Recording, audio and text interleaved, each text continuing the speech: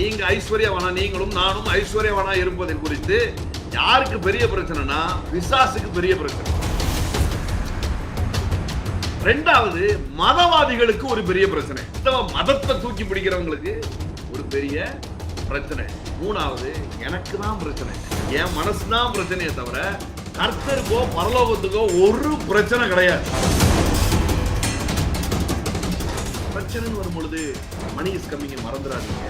பிரச்சனை ரொம்ப நெருக்கலாம், மணி is coming மறந்துடாதீங்க. the money is coming in Jesus name. கிறிஸ்தவ வாழ்க்கை சம்பாதிக்கிற வாழ்க்கை அல்ல, சுதந்திரிக்கிற வாழ்க்கை. ஏமே சொல்லுவோமா? கிறிஸ்தவ வாழ்க்கை என்பது சம்பாதிக்கிற வாழ்க்கை அல்ல, சுதந்திரிக்கிற வாழ்க்கை. சம்பாதிக்கிறது தான் கஷ்டம் பாருங்க. ஆனா சம்பாதிச்சதெல்லாம் ஆல்ரெடி ஒருத்தர் பண்ணிட்டாரு. இனி நம்ம வேலை என்னன்னா சுதந்திரிக்கிறது தான் வேலை.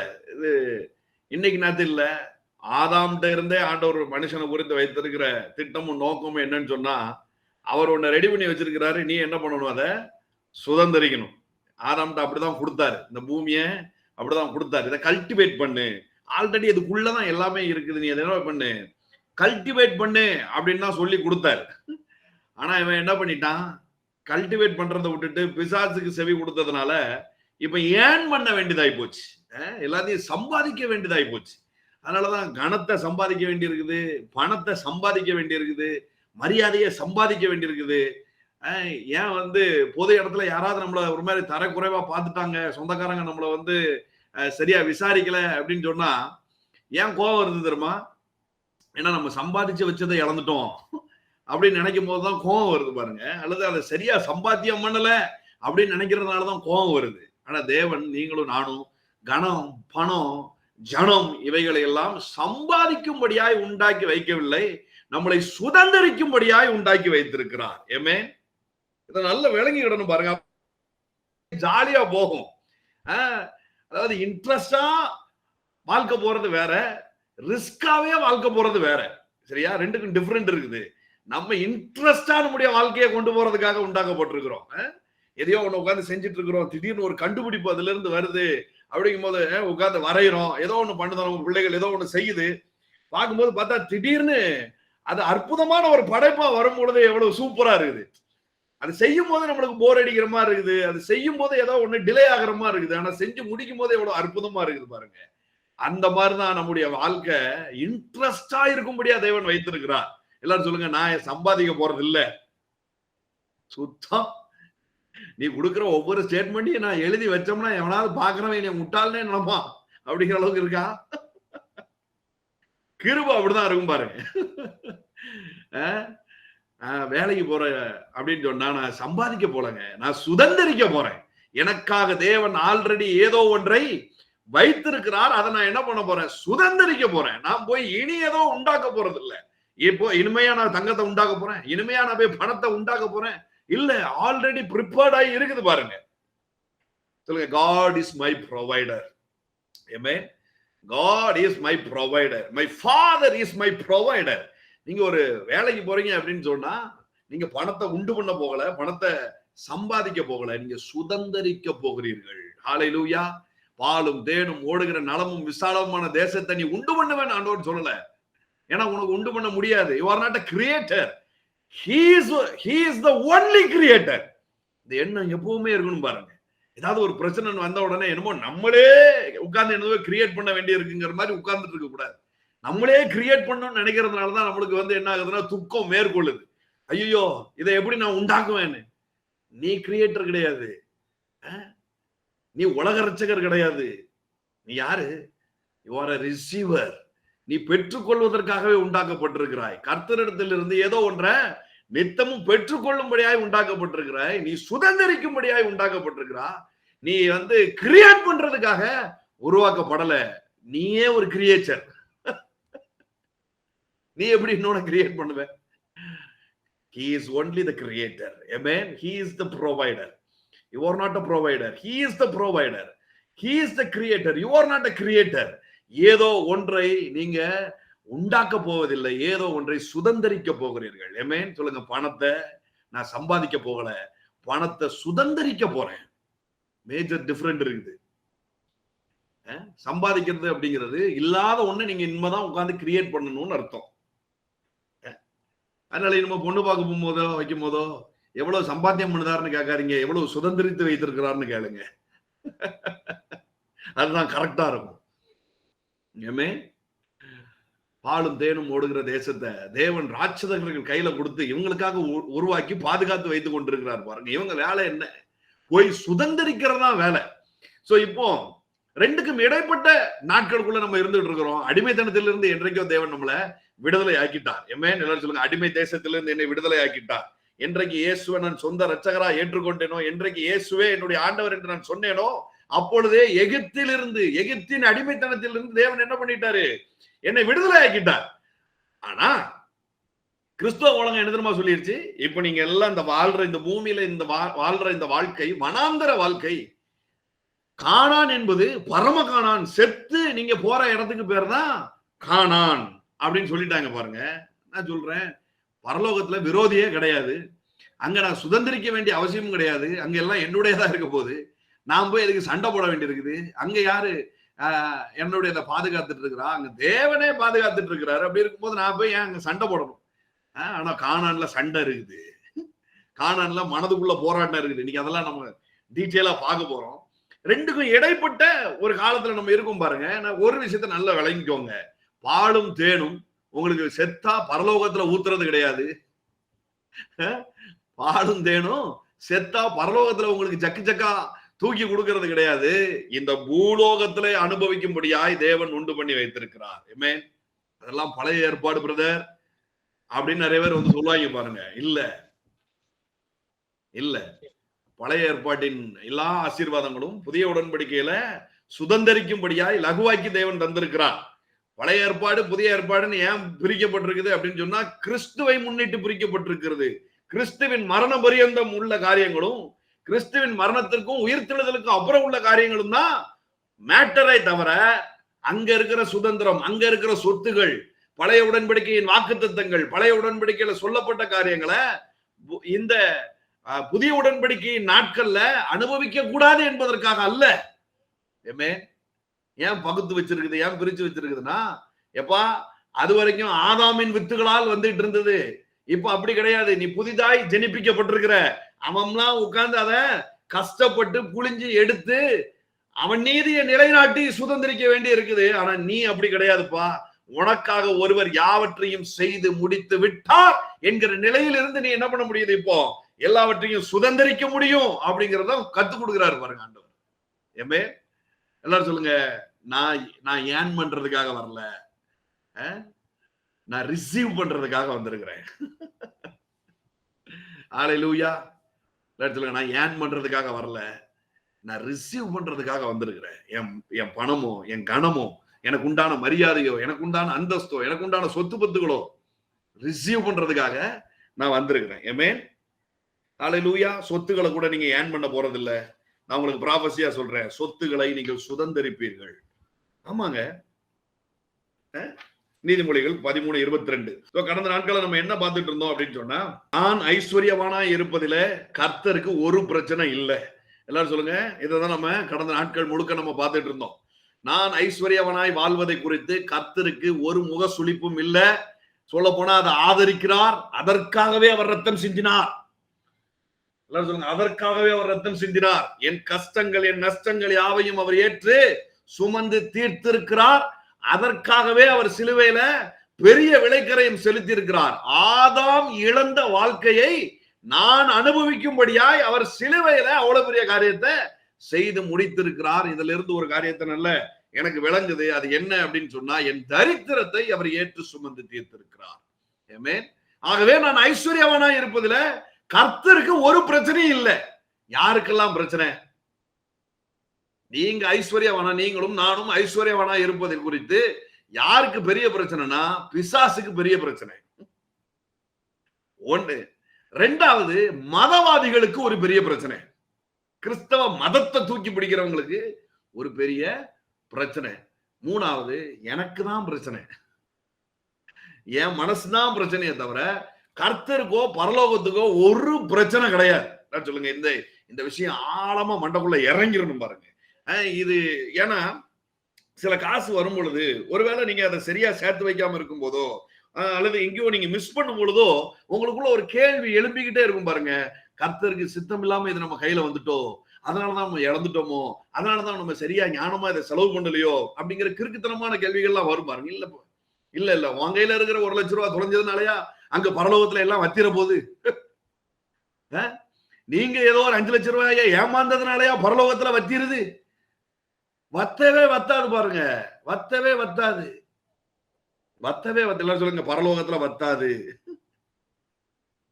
இன்னும் சொல்ல போனா நான் என்ன சொல்லிட்டு இருந்தேன் கடந்த நாட்கள்ல, பரலோகத்துல இருந்து உங்களுக்கு வர்றதில்ல, இந்த பூலோகத்துல இருந்தே சப்ளை ஆகும் அப்படின்னு நான் சொல்லிட்டு இருக்கிறேன். எல்லாரும் சொல்லுங்க, பூலோகத்துல இருந்து சப்ளை ஆகும். எல்லாம் கைக்குள்ளேயும் கால்குள்ளேயும் தான் இருக்குது. இங்க இருந்துதான் சப்ளை ஆக போகுது. அப்ப நம்ம சொத்து சேர்த்து வைக்கிறதுல தேவனுக்கு ஒரு பிரச்சனையும் இல்லை. இன்னும் சொல்ல போனா அதை வாஞ்சிக்கிறார். ஏமே அத நிறைவேற்ற அவர் துடிக்கிறார். நீங்க நல்ல வீடுகளை கட்டி இருக்கும் பொழுது என்ன பண்றீங்கன்னா வாக்குகளை சுதந்திரிக்கிறீர்கள். ஏமே சொல்லுங்க, நல்ல வீடுகளை நான் கட்டி குடியிருக்கும் போது வாக்குகளை நான் சுதந்திரிக்கிறேன். நீங்க வாக்க சுதந்திரிச்சா நீங்க சந்தோஷப்படுறதை விட பரலோகம் அவ்வளவு களி கூறுதல் இருக்குது. ஒரு கேஸ்ல ஒரு ஒரு அட்வொகேட் ஜெயிச்சிட்டாருன்னா எப்படி இருக்கும் பாருங்களேன். ஒரு கேஸ்ல ஒரு அட்வொகேட் ஜெயிச்சாருன்னா எப்படி இருக்கும்? ஒரு வாக்கு கொடுத்திருக்கிறாருங்க ஒருத்தர், அது நிறைவேறுது. அந்த இடத்துல ஒரு எம்எல்ஏ ஒரு வாக்கு கொடுக்கிறாரு, ஒரு எம்பி ஒரு வாக்கு கொடுக்கிறாரு. அல்லது நீங்களே பாருங்களேன், ஒரு வாக்கு கொடுத்திருக்கிறீங்க, அல்லது ஒரு நம்பிக்கையான ஒரு வார்த்தையை ஒருத்தர் மீது நீங்க சொல்லிட்டீங்க. எப்பா கவலைப்படாதப்பா, நான் சொன்னா கரெக்டா இருக்கும். சரியா? எல்லாம் சொல்லுங்க, நான் சொன்னா கரெக்டா இருக்கும், நான் சொன்னா கரெக்டா இருக்கும், நீ போ, எல்லாம் சரியா முடியும்பா, ஒரு பிரச்சனை இருக்காதுப்பா, வந்துரும்பா அப்படின்னு நீங்க சொல்லி அனுப்புறீங்க. அங்க போனா அது நடந்துருது. நடந்த உடனே அவர் போன் பண்ணி சொல்றாரு, பிரதர் நீங்க சொன்ன மாதிரியே அது நடந்துருச்சு பிரதருங்கும் போது உங்களுக்குள்ள எவ்வளவு சந்தோஷம் இருக்கும். நான் சொன்னது நடந்துட்டு அப்படின்னு நீங்களே சொன்னத நிறைவேறும் பொழுது நடந்ததை குறித்து சந்தோஷப்படுவீங்கன்னா, திரளான வாக்கு தத்தங்கள் உங்க வாழ்க்கையில நிறைவேறத குறித்து பரலோகம் எவ்வளவு கழிவுறும் பாருங்களேன். நான் உங்களுக்கு சொல்லி தரேன், பரலோகத்தை எப்பொழுதும் கழிவுறுதலுக்குள்ளேயே இருக்கும்படியா நீங்க வைக்க வேண்டும். அது நம்முடைய பொறுப்பா இருக்குது பாருங்க. நம்ம வீட்டை நம்ம தான் பார்க்கணும் இல்லையா? தேசத்துக்காக உயிரை கொடுக்க கூட ரெடியா இருக்கிறாங்க பாருங்க. ஆர்மி பீப்புள், மிலிட்ரி பீப்புள்லாம் தேசத்துக்காக, தன்னுடைய தேசம், அவங்களுக்குள்ள அவ்வளவு தூரம் உணர்வு இருக்கும் பாருங்க. ஏன் நாடுறா இது அப்படின்னு. இந்தியா மட்டும் இல்ல, எல்லா தேசத்துல உள்ள மிலிட்ரி காரங்களும் ஆர்மியில உள்ளவங்களும் அந்த உணர்வு இருக்குது பாருங்க. நம்ம பரலோகத்தின் பிரஜைகளா இருக்கிறோம். அப்போ பரலோகம் களி கூறுறதுதான் நம்முடைய முழு நோக்கமா இருக்கணும். பரலோகம் எப்படி களி கூறும்? உங்களிடத்துல வாக்கு தத்தங்கள் நிறைவேறும் பொழுது பரலோகம் களி கூறுகிறது. ரட்சிக்கப்படுகிற ஒவ்வொரு மனுஷனின் நிமித்தமா பரலோகம் களி கூறுது அப்படின்னு சொன்னா என்ன அர்த்தம்? வாக்கு தத்தம் நிறைவேறும். அனுதினமும் ரட்சிக்கப்படுகிறவர்களை சபையில நான் கொண்டு வந்து சேர்ப்பேங்கிற வாக்கு நிறைவேறுது. அதனால பரலோகம் என்ன பண்ணுது? களி கூறுதலுக்குள்ள இருக்குது. நான் உங்களுக்கு சொல்லித்தரேன், வாக்கு தத்தங்கள் ஒவ்வொன்றும் நிறைவேறும் பொழுது உங்களை விட 100 மடங்கு அதிகமா பரலோகம் களி கூறுகிறது. இன்னைக்கு நான் சொல்லட்டா, தீர்க்க தரிசனமா சொல்றேன், எழுதி வச்சுக்கோங்க. நீங்க டைரியில எழுதி வைத்த வாக்கு தத்தங்கள் இனி ஒவ்வொன்னா டிக் ஆகும் பாருங்க. நீங்க சந்தோஷப்படுறதை விட பரலோகம் அங்க சந்தோஷப்பட்டு இருக்கும். ஹல்லேலூயா. பரலோகத்துல ஒவ்வொரு நாளும் பார்ட்டி, சொன்னதெல்லாம் நிறைவேறுது அப்படின்னு சொல்லி கொண்டாடிக்கிட்டே இருக்கும் பாருங்க, கொண்டாடிக்கிட்டே இருக்கும். நீங்க வீடு வாங்கிட்டா பரலோகம் களி கூறுது, நீங்க சொத்து வாங்கிட்டா பரலோகம் களி கூறுது. ஏன்? ஏன்னா அது கர்த்தருடைய வாக்கு, அது கர்த்தருடைய சித்தம். இது ஆணித்தரமா மண்டக்குள்ள இருக்கணும் பாருங்க. இழந்து போனதை குறிச்சு கவலைப்பட்டு உட்கார்ந்துடாதீங்க. ஏதோ ஆண்டவர் என்ன கொடுத்தாரு பிரதர், நான் அதை சொதப்பிட்டேன் பிரதர், நான் நஷ்டப்படுத்திட்டேன், ஒன்னும் ஒரி பண்ணாதீங்க, ஒன்னும் ஒரி பண்ணாதீங்க. நீங்க திரும்ப கேட்டா தராம இருக்கிறதுக்கு அவர் உலக தகப்பன் கிடையாதுங்க, அவர் பரலோகத்தின் தேவன். ஆமென், ஹல்லேலூயா. காமனாவே நீங்க யோசிச்சு பாருங்க, காமனா நீங்க யோசிச்சு பாருங்க. நீங்க உங்க கையில ஒரு தடவை நீங்க சின்ன வயசுல காசு தொலைச்சவங்க எத்தனை பேர் இருக்கீங்க? சின்ன வயசுல எங்க அப்பா அம்மா கடைக்கு கொடுத்து விட்டாங்க, பிரதர் 100 ரூபாயை நான் தொலைச்சிருக்கேன், 200 ரூபாயை தொலைச்சிருக்கேன். எத்தனை பேர் இருக்கீங்க? யாராவது இது வரைக்கும் நான் 1 ரூபாயை கூட தொலைக்கல அப்படின்னு சொன்னா உங்களை நம்பி 5 பைசா யாரும் தரலன்னு அர்த்தம். தொலைச்சிருக்கீங்களா? காசை நிச்சயமா தொலைச்சிருப்போம் பாருங்க.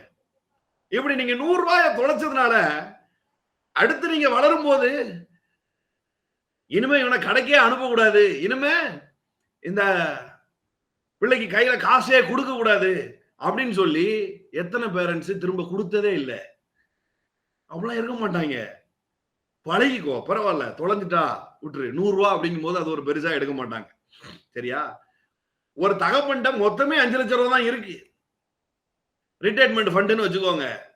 அதுல 3 லட்சத்தை கொண்டு போய் எங்கேயோ போடுதுன்னு சொல்லி போட்டு இழந்துட்டான். இப்ப திரும்ப 2 லட்சம் ரூபாய் கேட்டான்னா அந்த வீட்டுல உள்ளவங்க தர மாட்டாங்க. எப்ப நான் யதார்த்தமா பேசுனா, எப்ப நான் சரியா பேசுனா, 100 ரூபாய் தொலைஞ்சும் போது என்ன பண்றாங்க, திரும்ப கொடுக்குறாங்க. ஆனா லட்சம் ரூபாய் தொலைக்கும் போது என்ன பண்றாங்க, திரும்ப கொடுக்கறது இல்ல. ஏன்? 1 2 ரீசன். முதல்ல நீங்க தொலைச்சது சின்ன வயசு, சின்ன ரூபா. 2வது நீங்க தொலைச்சது எரும மாடு மாதிரி வளர்ந்ததுக்கு அப்புறம், உங்களுக்கு 7 கழுத வயசு ஆனதுக்கு அப்புறம் நீங்க என்ன பண்ணிருக்கீங்க, தொலைச்சிருக்கிறீங்க. 2வது தொலைச்ச அமௌண்ட்டும் பெருசு. இதெல்லாம் பார்த்து என்ன பண்ணுவாங்க, உலக தகப்பன் கொடுக்கணுமா வேண்டாமாங்கிறத நிர்ணயம் பண்ணுவாங்க. எதை பொறுத்து? அவங்க கையிருப்பை பொறுத்து கொடுக்கிறதா வேண்டாமா அப்படின்னு. இப்போ ஒரு தகப்பன்ட்ட 100 கோடி இருக்குது, நீங்க 1 லட்சத்தை ஏமாந்து இருக்கிறீங்க எங்கேயோ. அடுத்து நீங்க போய் கேட்கும் பொழுது என்ன சொல்லுவாரு நீங்க நினைக்கிறீங்க?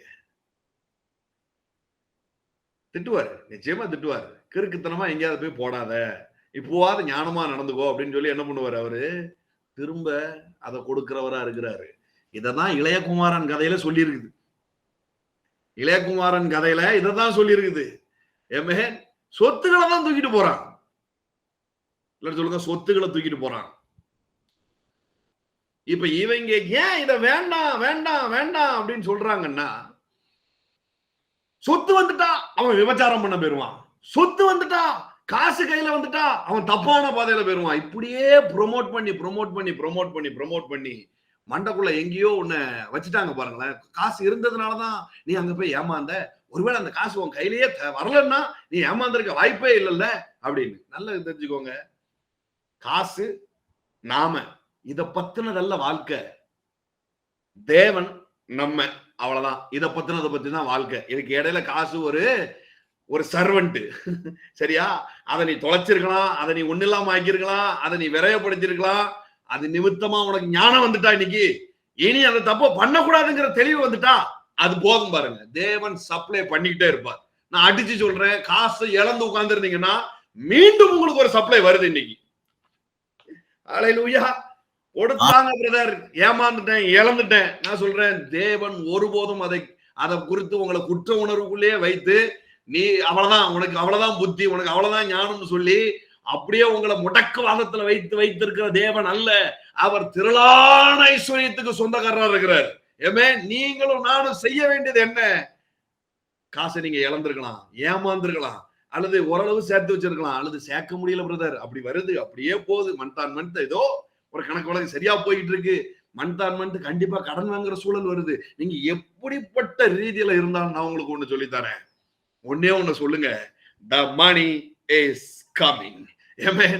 Hallelujah. ஆமா, எல்லா வியாதிக்கும் ஒரே மருந்து, எல்லா பண வியாதிக்கும் ஒரே மருந்து, எல்லா பண தேவைக்கும் ஒரே மருந்து, எல்லா பண குவிப்புக்கும் ஒரே மருந்து.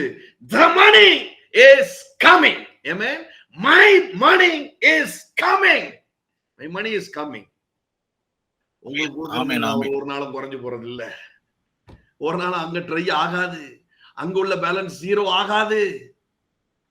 தன்னா தங்கத்தை கொண்டு வராங்க பாருங்க. எத்தனையோ கப்பல்கள்ல உடஞ்சி சுக்குநூறு ஆகி நடுக்கடல போய் விழுந்துருது. அந்த தங்கத்தெல்லாம் திரும்ப எடுக்க கூட முடியாது. திரும்ப அதை எடுக்கணும்னா தங்கத்தை விட அதிகமா செலவு பண்ணி எடுக்கணும். அதனால என்ன பண்ணுவாங்கன்னா, எடுக்காமலே விட்டுருவாங்க. நான் உங்களுக்கு சொல்லட்டா, அப்படி விழுந்த ஒரு தங்கம் தான், அப்படி விழுந்த ஒரு வெள்ளி தான் மீன் வாயில மாட்டிட்டு வெளியில வருது. மீன் வாயில மாட்டிட்டு வெளியில வருது. அல்லேலூயா.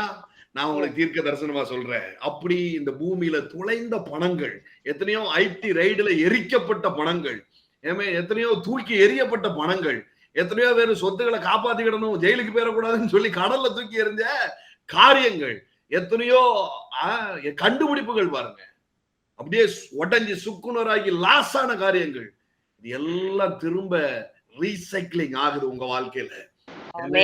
எல்லாம் ரீசைக்கிளிங் ஆகும், எல்லாம் ரீசைக்கிளிங் ஆகும், எல்லாம் உங்களை தேடி வரும், உங்களை நோக்கி ஓடி வரும். எப்ப வரும்? எப்ப வரும்? புரிஞ்சவங்க இந்நேரம் சொல்லிருக்கணுமே. ஆமென், ஆமென். எப்ப வரும்? ஒரே கேள்வி தான் கேட்டுட்டு இருக்கேன். எப்ப வரும்? இப்ப வரும். Bless you, bless you, bless you. Money is coming. அப்படி சொல்லும் போது வரும். Hallelujah. Amen. The money is coming. It's a wonderful technology. So நேத்து டெலிகாஸ்ட் ஆனதுன்னு நினைக்கிறேன்ல, சவுண்ட் வேவ்ஸ் பத்தி. கேட்கலன்னா மறுபடியும் ஒரு தடவை நீங்க என்ன பண்ணுங்க, கண்டிப்பா கேளுங்க. ஆன்லைன்ல இந்த செய்தியை புதுசா கேட்டுட்டு இருக்கிறவங்க, பணத்திற்கு சத்தம் உண்டு என்கிற செய்தியை நீங்க தவறாம கேளுங்க. அதுதான் கோர், அதுதான் மெயினான ஒரு விஷயம். அதை மிஸ் பண்ணிட்டா மற்ற எல்லா மெசேஜும் உங்களுக்கு ஆசீர்வாதமா இருக்கும், சரியா? ஆனா நீங்க சுதந்திரிக்க முடியாது. அந்த டெக்னாலஜி அதுல இருக்குது, அதுல சொல்லி தந்திருக்கிறேன் நானு. சோ அதை நீங்க கண்டிப்பா கேளுங்க. ஆமென். கர்த்தர் நல்லவர். சோ நம்முடைய சொத்து பத்தி எங்க இருக்கு? எங்க சொத்து சேர்க்க போறோம்? பூமியில தான் இருக்குது, பூமியில தான் சேர்க்க போறேன். ஹல்லேலூயா. பரலோகத்துல அழிந்து போகிற பொருட்களினால நண்பர்களை சம்பாதிச்சு என்ன பண்ணுங்க, அதை பரலோகத்துக்கு அவங்கள கொண்டு வாங்க அப்படின்னு ஆண்டவர் சொல்றாரு. பூமியில சொத்து சேர்த்தாதான் இங்க நண்பர்களை சேர்க்க முடியும், இங்க நண்பர்களை சேர்த்தாதான் பரலோகத்துல ஆத்மாதாயத்தை நம்ம போய் கொண்டு போய் நிறுத்த முடியும். பாருங்க, சும்மா கிடையாது. இதெல்லாம் நம்ம கடந்த வாரங்கள்ல பார்த்தோம். கடந்த வாரத்துல முடிக்கும் போது இதை சொல்லி நான் முடிச்சேன். எது? டெக்கமோய் லாம்பனோ என்கிற ரெண்டு வார்த்தையுமே ரிசீவ் அப்படிங்கிற அர்த்தம் கொள்ளுகிற வார்த்தை. ஆனா ரெண்டுக்குமே பெரிய டிஃபரெண்ட் இருக்குது. டெக்கமோய் அப்படிங்கிறது நீங்கள் உங்கள் இருதயத்துல அந்த வார்த்தைகளை ஏற்றுக்கொள்வது. ஆமென். எல்லாரும் சொல்லுங்க டெக்கமோய். இது இருதயத்துல, இது கிரேக்க வார்த்தை. இதைதான் நான் சொல்லி முடிச்சேன். இருதயத்துல நீங்கள் ஏற்றுக்கொள்வது லாம்பனோ அப்படிங்கிற வார்த்தை. லாம்பனோ அப்படின்னா இருதயத்தில் ஏற்றுக்கொண்ட வார்த்தைக்கு ஏற்ற காரியங்களை செய்வது. ரெண்டு வகையான பெற்றுக்கொள்ளுதல். ஆமென். இருதயத்துல ஏற்றுக்கொண்ட வார்த்தைக்கு ஏற்றபடி செய்வது அப்படின்னா என்ன? அப்படின்னா நீங்க பலவந்தம் பண்ணுவது. ஆமென். பலவந்தம், எல்லாம் சொல்லுங்க, பலவந்தம் பண்ணுவது. இருதயத்துல ஒரு செய்தி கேட்டுட்டு இருக்கேன், கேட்கும் போது ரொம்ப சந்தோஷமா இருக்குது. கேட்டு முடிஞ்சு வீட்டுக்கு போய் படுத்தா மறுநாள் காலையில எந்திக்கும் போது, பிரதர், அதே துன்பம், அதே சத்தம், அதே எரிச்சல், அதே கோபம், அதே இல்லாத நிலை இப்படியே இருக்கு அப்படின்னு நம்ம சொல்றோம் இல்லையா? அதுதான் டெக்கமோய். அது என்ன அர்த்தம்? இருதயத்துல நீங்க ஏற்றுக்கொண்டீங்க, கர்த்தர் என்னை ஐஸ்வர்யவான் ஆக்குறார், கர்த்தர் ஐஸ்வர்யவான், நான் நல்லா இருக்கிறத குறித்து கர்த்தருக்கு ஒரு பிரச்சனை இல்லை அப்படிங்கறதெல்லாம் இருதயத்துல நீங்க ஏற்றுக்கொள்ளுகிறீர்கள். ஆனால் அதை சுதந்திரிப்பது இல்லை. ஏன் சுதந்திரிப்பது இல்லை? நீங்க பெற்றுக்கொண்ட இருதயத்துல ஏற்றுக்கொண்ட வார்த்தைக்கான செய்கையை நீங்கள் செய்வதில்லை. அதுல முதல் செய்கை என்ன? இந்த டெக்கமோய் லம்பனோவா எப்படி மாறுது? இந்த இருதயத்தில் பெற்றுக்கொண்ட ரிசீவ் கைகளில் பெற்றுக்கொள்வது எப்படி அப்படிங்கறத தான் நான் சொன்னேன். அதுல முதல் விஷயமே the money is coming என்று ஒவ்வொரு சூழல்லையும் நீங்கள் அறிக்கையிடுவது. Very simple. இத சொல்லும் போது டயர்ட் ஆகும். ஆனிச்சா டயர்ட் ஆகும் போது ரெட்டிப்பா சொல்லுங்க. ஏன்னா அதுதான் டோர் ஓபன் ஆகக்கூடிய நேரம். இதெல்லாம் தான் கடந்த வாரத்துல இருந்து நான் திரும்ப திரும்ப திரும்ப திரும்ப டிக்ளேர் பண்ணிக்கிட்டே இருக்கிறேன். இதான் நான் உங்களுக்கு சொல்லி தந்துட்டே இருக்கிறேன். சோ இது வெறும் செய்தி அல்ல, இது வாழ்க்கை முறை. நீங்கள் பணம் சம்பாதிப்பது என்பது ஒரு டாபிக் இல்ல. நல்லா புரிஞ்சுக்கோங்க. ஏதோ ஒரு டாபிக் இன்னைக்கு பேசுவோமே, நான் இன்னைக்கு பேசல. இன்னைக்கு ஏதோ ஒரு தீர்க்க தரிசனத்தை சொல்லுவோமே அப்படின்னு சொல்லி நான் சொல்லல. இது வாழ்க்கை முறை. நான் பணக்காரனா இருப்பது வாழ்க்கை முறை. நான் நல்லா உடுத்தணும், நல்ல வாகனங்களை போகணும், நல்ல நல்ல வீடுகளை கட்டி நான் குடியிருக்கணும் என்பது என்னுடைய வாழ்க்கை முறை. பாருங்க, இது it is my lifestyle. This is my lifestyle. Hallelujah. ஏதோ ஒரு டாபிக் பேசுவோம் இன்னைக்கு. வாங்க காசை பத்தி கொஞ்ச நேரம் பேசுவோம். அப்படிங்கிறதுக்காக இந்த செய்தியை நான் பேசவில்லை. நீங்க நல்லா புரிஞ்சுக்கணும். பாருங்க, மார்க் 10:29 இருந்து வாசிக்கிறேன் பாருங்களேன். என் நிமித்தமாகவும் சுவிசேஷத்தின் நிமித்தமாகவும் வீட்டையாவது சகோதரனையாவது சகோதரியாவது தகப்பனையாவது தாயாவது மனைவியாவது பிள்ளைகளையாவது நிலங்களையாவது விட்டவன் எவனும் இப்பொழுது இம்மையிலே, எல்லாம் சொல்லுங்க, இப்பொழுது இம்மையிலே, ஐயோ நல்லா சொல்லணும், இப்பொழுது இம்மையிலே, செத்ததுக்கு அப்புறம் பரலோகத்துல சரியா? இங்க இங்க வீடு தேவையில்ல, இங்க பிள்ளைகள் தேவையில்ல, இங்க சொத்து பத்து தேவையில்ல அப்படின்னு சொல்றவனுக்கு நீ இழக்கிறது மட்டும் இங்க இழக்கணும், பெற்றுக்கொள்றது அங்க போய் பெற்றுக்கொள்ளணுமா? இதெல்லாம் கேள்வி கேட்கணும் பாருங்க. நிப்பாட்றா விளக்கண்ண அப்படின்னு சொல்லி நீங்க என்ன பண்ணணும்? கேள்வி கேட்கணும். இழக்கிறது இங்க இழந்திருக்கிறேன், பெற்றுக்கொள்றது மட்டும் அங்க போய் பெற்றுக்கொள்ளணுமா?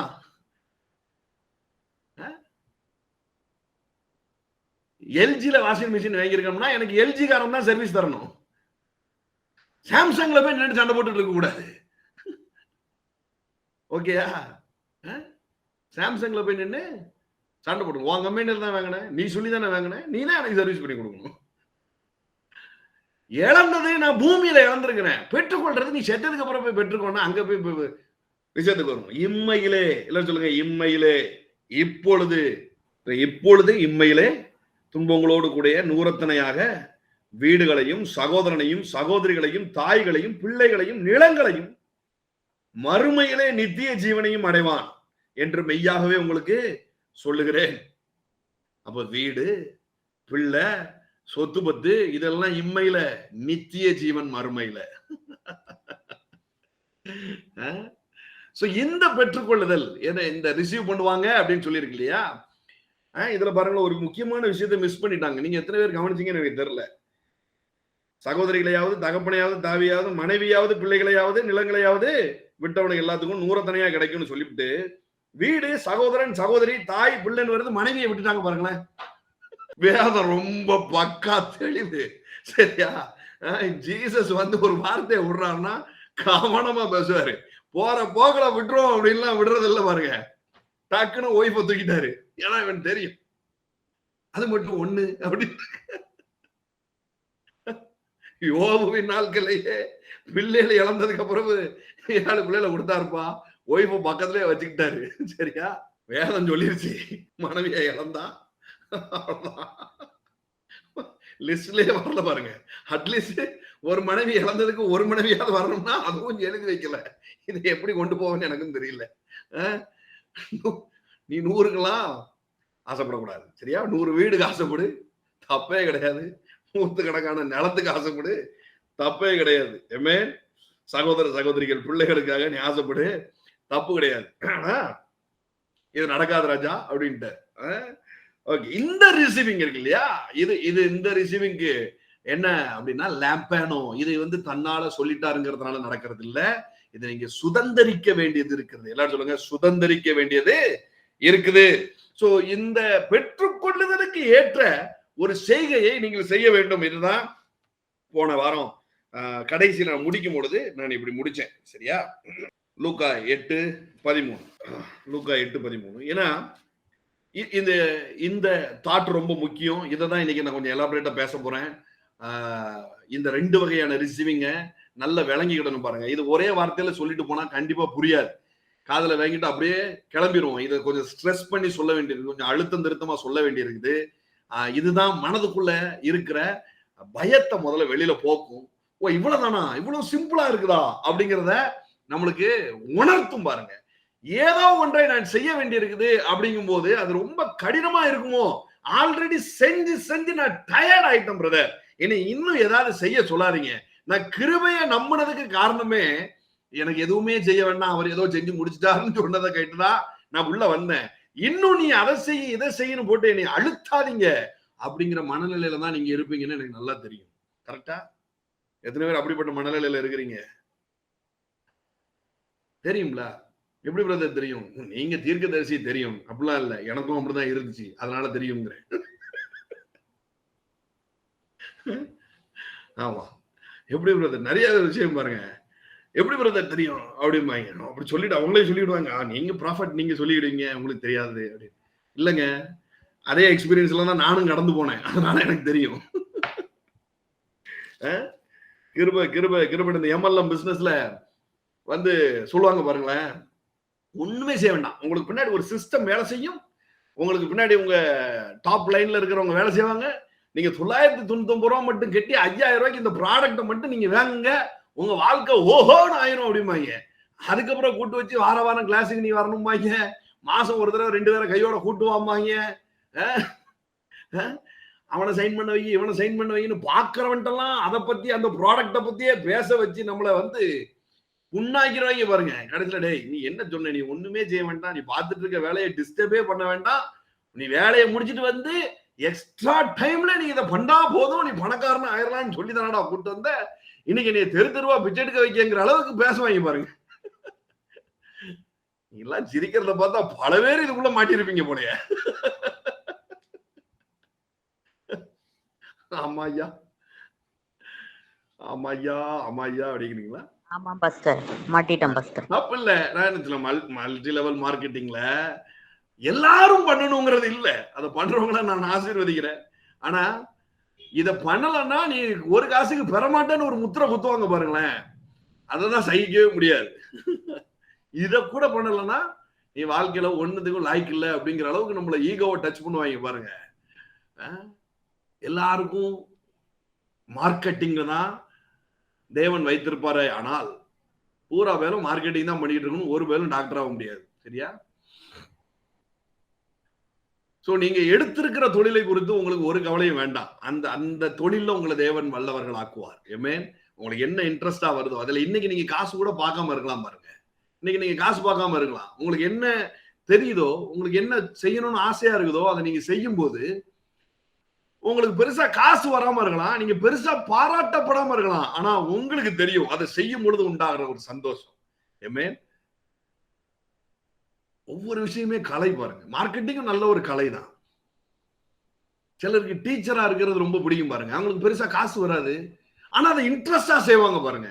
செய்யும் போது எனக்கு நல்ல நிம்மதியா ஒரு தூக்கம் வருதுங்க, நல்லா இருக்குங்க, செய்யும் போது ஒருத்தருக்கு ஒரு கிளாரிபிகேஷன் நான் கொடுத்துட்டேன், எனக்கு ரொம்ப நல்லா இருக்குங்க அப்படின்னு வருது பாருங்க.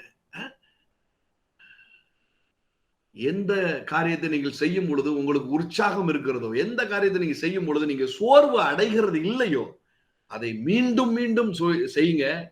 கூடவே இந்த காரியத்தை வச்சு செய்யுங்க. மை மணி இஸ் கம்மிங் அப்படின்னு சொல்லி செய்யுங்க.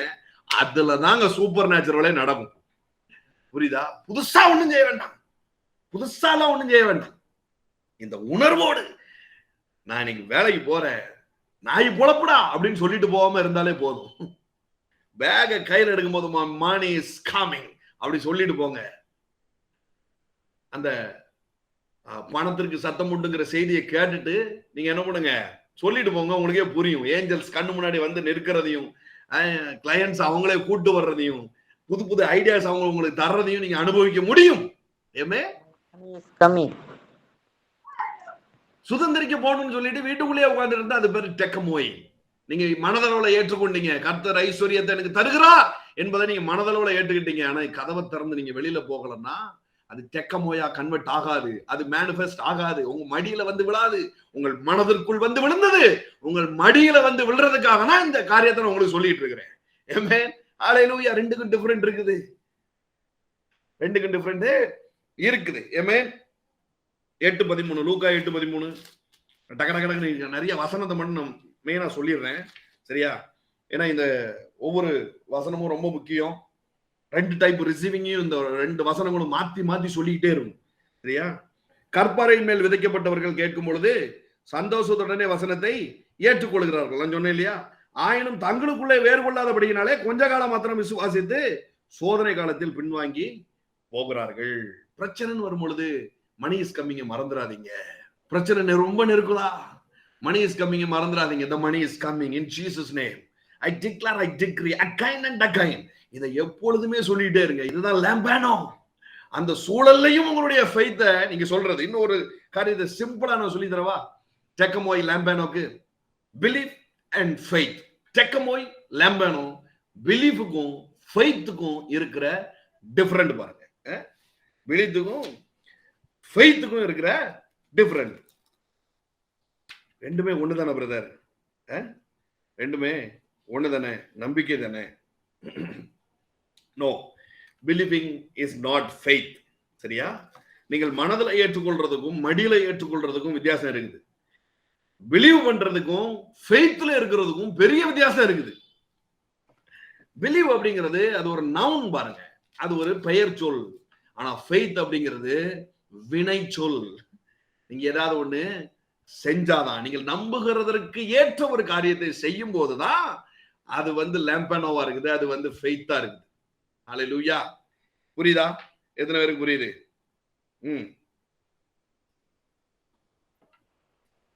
புரியுதா புரியலையா?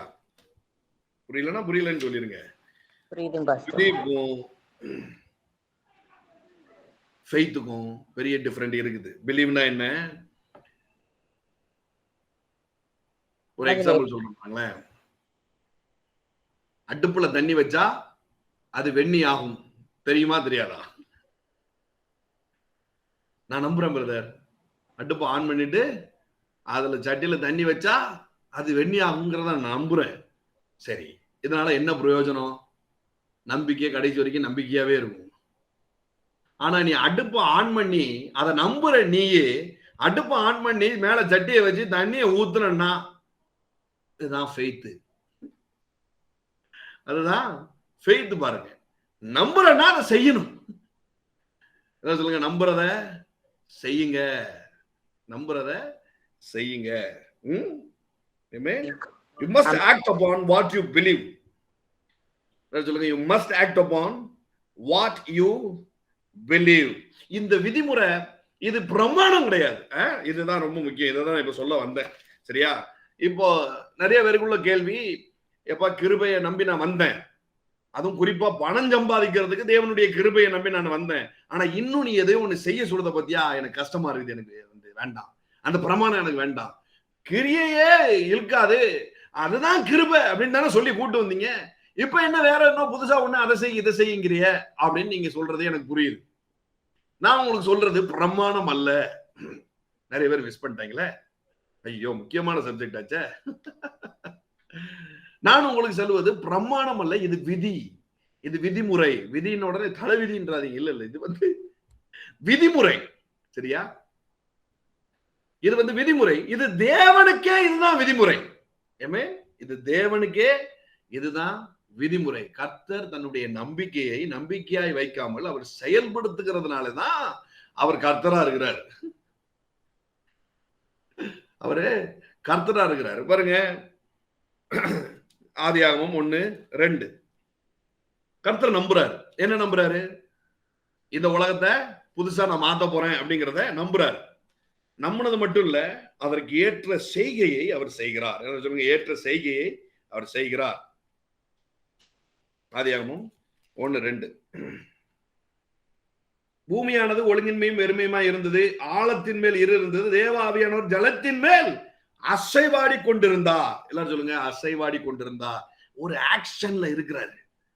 அவர் நம்புறாரு, அவர் ஒரு விஷயத்தை நம்புறாரு. ஆனா நம்பிக்கை எல்லாம் விசுவாசம் அல்ல.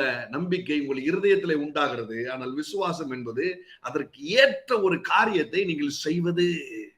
அதற்கு ஏற்ற ஒரு காரியத்தை செய்வது. அதுதான் லேம்பேனோ. பாருங்க, அதுதான் லேம்பேனோ. 2 கொரிந்தியர் 4:13. ஒரு 4-5 நீங்க கொஞ்சம் வசனம், ஒரு 5-6 வசனம் இருக்கும். நீங்க அதை நோட் பண்ணி வச்சுக்கோங்க. ஏன்னா ஒவ்வொன்றும் உங்களுடைய விசுவாசத்தை வர்த்திக்க பண்ணக்கூடிய வார்த்தைகள். ஏன்னா விசுவாசம் இல்லாமல் தேவனுக்கு பிரியமா இருக்கிறது கூடாத காரியம் அப்படிங்கிறது நம்ம எல்லாருக்கும் தெரியும். அப்ப ஃபெய்த் அப்படின்னு ஒரு வார்த்தை வருதுன்னா அதுல ஏதோ ஒண்ணு இருக்கு. நம்ம நிறைய நேரத்துல நம்முடைய நம்பிக்கைகள் எல்லாம் ஃபெய்த் நினைச்சிட்டு இருக்கும். பாருங்க, இல்ல. செக்கமோய் வேற, லேம்பனோ வேற, பிலீஃப் வேற, ஃபெய்த்ங்கிறது வேற. ஃபெய்த்ங்கிறது என்னன்னா, நீங்கள் பெற்றுக்கொண்டதின் அடிப்படையில ஒரு காரியத்தை செய்வது. நீ நீதிமான், இதை நீ சுதந்திரிக்க வேண்டிய அவசியமோ சம்பாதிக்க வேண்டிய அவசியமோ இல்ல. கர்த்தருடைய கிருபையினால நீ நீதிமான் ஆக்கப்பட்ட. இப்ப நீதிக்கேற்ற காரியங்களை நீ செய். நீ நீதிக்கேற்ற காரியங்களை செய்து நீ நீதிமான் ஆவதில்லை. உனக்கு ஆல்ரெடி ஒரு பதவி கொடுத்தாச்சு. இப்போ பதவிக்கேற்ற ஒரு காரியத்தை நீ செய். டிஎன்பிசி எக்ஸாம் ஏன் எழுதுற? ஒரு கவர்மெண்ட் வேலைக்காக எழுதுற. அந்த வேலை நீ கிடைச்சதுக்கு அப்புறமும் நீ டிஎன்பிசி உட்கார்ந்து எழுதுவியா? எழுத மாட்டேன். அப்ப நீ என்ன செய்வ? வேலை கிடைச்சதுன்னா வேலையை செய்வ. புரியுதா? இப்போ மணி இஸ் கம்மிங் அப்படின்னு நீ சொல்றது காரணம் நீ மினிமம் பணக்காரனாக வேண்டியது என்பதற்காக அல்ல. தேவன் உன்னை ஐஸ்வர்யத்தை சம்பாதிப்பதற்கான பலனை உனக்கு தந்துட்டார். நீ இப்ப என்ன பண்ணு? ஐஸ்வர்யத்தை சம்பாதி. இதெல்லாம் சம்பாதிச்சதுக்கு அப்புறம் தான் நீ ஐஸ்வர்யவான்ங்கிற பேர் உனக்கு வரப்போறது இல்ல. நீ இப்பொழுதே ஐஸ்வர்யவானா இருக்கிறாய். கிறிஸ்து இயேசுவின் நிமித்தமாய் அவருடைய ரத்தத்தினால கழுவப்பட்ட நீ நீதிமான் மட்டுமல்ல, உன்னுடைய பாவங்கள் அக்கிரமங்கள் தரித்திரம் ஏற்று சுமந்து தீர்க்கப்பட்டதுனால, ஆபிரகாமின் ஆசீர்வாதம் தலை மேல வந்து விழுந்ததுனால நீ இப்ப ஐஸ்வர்யவானா இருக்கிற, நீ ஆசீர்வதிக்கப்பட்டவனா இருக்கிற. இப்ப ஐஸ்வர்யவானுக்கான காரியத்தை இப்ப நீ செய். எப்படி வளருது பாருங்களேன். இப்ப நீ ஐஸ்வர்யவானுக்கான காரியத்தை செய். நீதிமான் எப்படி நீதிக்கேற்ற காரியத்தை செய்ய சொல்றானோ அந்த மாதிரி நீ இப்ப ஐஸ்வர்யவானா இருக்கிற, ஐஸ்வர்யத்துக்கு ஏற்ற காரியத்தை செய். அப்படி செஞ்சா அதுக்கு பேர் தான் விசுவாசம். நிறைய எக்ஸாம்பிள் நினைக்கிறேன் உங்களுக்கு சொல்ல போறேன். நிறைய மீன்ஸ் என்ன, 1-2 எக்ஸாம்பிள். ஓகே, நான் ஒரு கிட்டத்தட்ட ஊபட் ஏஞ்சல் வந்து 8-9 பேஜா உட்கார்ந்து பொலி மூட்டு விளக்குனதை நான் உங்களுக்கு சிம்பிளா சொல்லிட்டேன். சரியா? அவர் லட்சக்கணக்கான வசனத்தை எடுத்து உள்ள வச்சிருக்கிறார். ஒரு எக்ஸாம்பிள் சொல்றாரு. இந்த லேம்பேனோவை அவர் வாழ்க்கையில ஆக்டிவேட் பண்ண விதத்துல நம்மலாம் எப்படி இதை ஆக்டிவேட் பண்ணிருப்போங்கிறது பெரிய சந்தேகம் பாருங்க. அவர் பையன் பிறந்து கொஞ்ச நாள்ல ஒரு ஸ்கேன் எடுத்து பார்க்கும் பொழுது சம் ப்ராப்ளம் இருக்கும்போது ஸ்கேன் எடுத்து பார்த்தா ஒரு கிட்னி தான் இருந்திருக்கு. ப்ராஃபட் ஊபட் ஏஞ்சலுடைய கதையை நான் உங்களுக்கு சொல்லிக்கிட்டு இருக்கிறேன். பார்த்தா ஒரு கிட்னி தான் இருந்திருக்கு. அவருக்கு அப்பதான் ஆண்டவர் இந்த லேம்பனோ, இந்த பிலீஃப், இந்த ஃபெய்த் இதெல்லாம் சொல்லி கொடுத்துட்டு இருந்த காலமா பாரு. இந்த டெக்கமோய், இந்த லேம்பனோ இதெல்லாம் பத்தி பேசிக்கிட்டு இருந்தாரா. நம்பிக்கைக்கும் நம்பிக்கைக்கேற்ற செய்கைகளை செய்கிறதுக்கும் உள்ள வித்தியாசத்தை ஆண்டவர் பேசிக்கிட்டு இருந்தாராம். 2 வகையான பெற்றுக்கொள்ளுதல பேசிக்கிட்டு இருந்தாராம். மனதுல பெற்றுக்கொள்றது வேறப்பா, ஆனா சரீரத்துல பெற்றுக்கொள்றது வேற, மாம்சமாக்கப்படுதல் மேனிஃபெஸ்டேஷனுக்குள்ள அது வர்றது வேற அப்படிங்கிற காரியத்தை சொல்லிட்டு இருந்தாராம். அப்போ பார்த்து உங்க பிள்ளைக்கு ஒரு கிட்னி தான் இருக்கு அப்படின்னு ரிப்போர்ட் வந்துடுச்சான். உடனே அவரு பார்த்தாராம், அவர் ஒய்ஃப்ட சொன்னாராம், இல்ல இப்ப எனக்குள்ள டெக்கமோய் ஆக்டிவேட் ஆயிருக்குது, என் பிள்ளைக்கு எல்லாம் நார்மலா இருக்கு கர்த்தருடைய நாமத்தினால அப்படின்னு சொல்லி அந்த இத விசுவாசத்தை மட்டும் இல்லாம அத வாயை திறந்து நான் சொன்னேன், அது லேம்பனோவா நான் கன்வெர்ட் பண்ணேன் அப்படிங்கிறார். சொல்லுங்க, வாயை திறந்து நான் சொன்னேன், அத லேம்பனோவா கன்வெர்ட் பண்ணேன். பார்த்தா அடுத்தடுத்த டெஸ்ட்ல எடுத்து பார்த்தா டாக்டர்ஸே ஆச்சரியப்பட்டாங்களாம். 1 மாசத்துல ஒரு ரிப்போர்ட் வருதான், 2 கிட்னி இருக்கு அப்படின்னு வருதான். எக்ஸ்பீரியன்ஸ் பண்ணி நான் எழுதுறேன் அப்படின்னு சொல்றாரு. இதை நீங்க பணத்துக்காக மட்டும் இல்ல, உங்க சரீர சுகத்திற்காகவும் நீங்க டிக்ளேர் பண்ணலாம். இதை விளங்கிட்டு டிக்ளேர் பண்ணணும் பாருங்க. இது நீங்க அறிக்கை செய்யறது ஏதோ கடமை அல்ல, ஏதோ ஒண்ணு செய்யணுங்கிறதுக்காக அல்ல. இல்ல இல்ல இல்ல, நீ வாயை திறக்கும் போது ஃபெய்த். எவன் சொன்னா உன்ட்ட ஃபெய்த் இல்லைன்னு, ஏதாவது குறைய பார்க்கும் போது உன்ட்ட இன்னும் விசுவாசம் குறையா இருக்குன்னு எவன் சொன்னா? உனக்குள்ள டெக்கமோய் ஆக்டிவேட் ஆயிருக்கு, அதனாலதான் உன்னால கை தட்ட முடியுது. உனக்குள்ள டெக்கமோய் ஆக்டிவேட் ஆயிருக்குது, அதனாலதான் இப்போ வரைக்கும் இந்த வார்த்தையை கேட்கும் போது உள்ளுக்குள்ள ஒரே ஒரு ஆனந்த களிப்பு உண்டாகுது. ஆனா அது டெக்கமோயா இருக்கிற வரைக்கும் ஒரு பிரயோஜனம் யாருக்கும் கிடையாது. லேம்பனோவா மாத்து, வாயை திறந்து அதை டிக்ளேர் பண்ணு. That is called faith. கர்த்தர் ஒருத்தர் இருக்கிறாருங்கிறது பிசாசுகளும் நம்புது இல்லையா? பிசாசுகளும் நம்புது, நட்டுங்குது அப்படின்னு இருக்குது.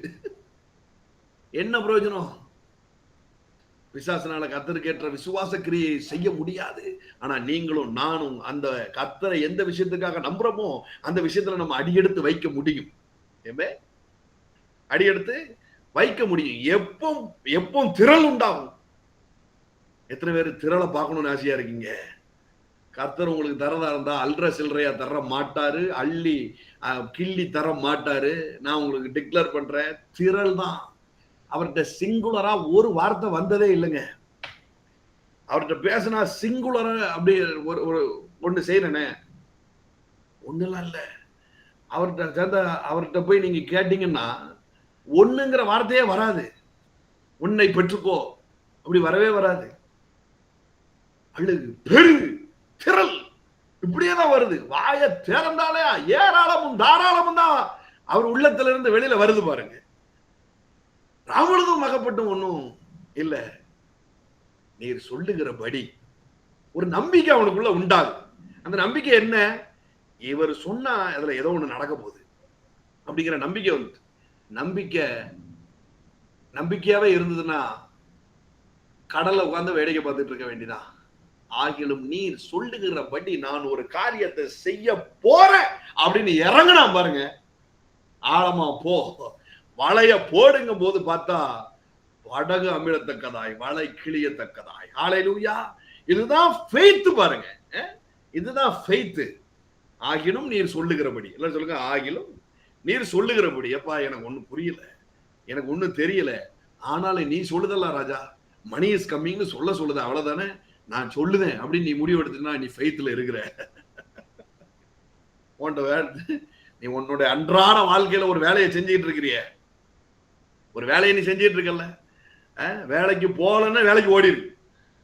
இந்த மெசேஜை கேட்டுட்டு இருக்கிறவங்க நான் சொல்றேன், ஆமா பிரதர், நான் அவ்வளவு கௌரவமான இது, அதாவது ஜமீன் பரம்பரை, ஜமீன் ஒன்னே நம்பிட்டான் அப்படிங்கிற அளவுக்கு எல்லாம் நீ உட்கார்ந்துட்டு இருக்கீங்கன்னா என்ன பண்ணுங்க, முதல்ல ஒரு வேலைக்கு போங்க. வேலைக்கே போகாம வீட்டுக்குள்ள உட்காந்து money is coming money is கம்மிங்னா ஒரு மணியும் வராது. செய்கைய பண்ணு, விசுவாச செய்கைய நீ பண்ணு. ஏமேன். இறங்கி ஒரு காரியத்தை எடுத்து செய், ஏதாவது ஒண்ணு பண்ணு, கடன் வாங்காம செய். ஓகே. சோ ரெண்டுக்கும் டிஃபரெண்ட் இருக்குது. சரியா? இதெல்லாம் சொல்லணுமா பிரதர்? இதெல்லாம் சொல்லணுமா? வேற ஏதாவது ப்ராஃபஸியா அப்படியே ரிலீஸ் பண்ணிட்டே இருங்க பிரதர், நான் அப்படியே ரிசீவ் பண்ணிக்கிட்டே இருக்கேன். அதுதான் சொல்லுதேன், நீ மண்டக்குள்ள ஏத்துற, உன் இருதயத்துக்குள்ள ஏத்திடுற, ஆனா கையில கிடைக்க மாட்டுக்க. 10 நாள் கழிச்சு ஆளைய காணாம போயிடுறிய, நான் கூப்பிட்டுலாம் விசாரிக்க வேண்டி இருக்குது.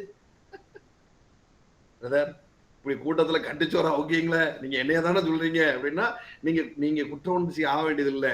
இதுல இருக்கிற 90% பேர் அப்படிதான். I bless you in my bottom of my heart. Amen. I bless you. எனக்கு ஆண்டவர் ஒரு விஷயத்தை உங்களை பத்தி சொல்லிட்டாருங்க, அது நிச்சயமா நிறைவேறும். Amen. ஆமா, இந்த வார்த்தையை கேட்கிறவங்கள நானு கைய பிடிச்சு தூக்காம இருக்க மாட்டேன், எக்ஸாம்பிளா வைப்பேன், சாட்சியா வைப்பேன், கோடீஸ்வரங்களா ஆக்குவேன் அப்படிங்கிறத திட்டமும் தெளிவுமா என்ற சொல்லிட்டார். நான் அதை குறித்து விசுவாச செய்கையை நான் இப்ப உங்களுக்கு செஞ்சிட்டு இருக்கிறேன். ஆண்டவர் என்ன சொன்னதை வச்சுட்டு நான் ஒரு லேம்ப ஒரு டெக்கமோயா நான் உட்கார்ந்துட்டு இல்ல, நான் அதை ஆக்டிவேட் பண்றேன், லேம்பை நான் கன்வெர்ட் பண்ணி அதை ஃபெய்த்தா மாத்தி இப்ப நான் அதை டிக்ளேர் பண்ணிட்டு இருக்கிறேன்.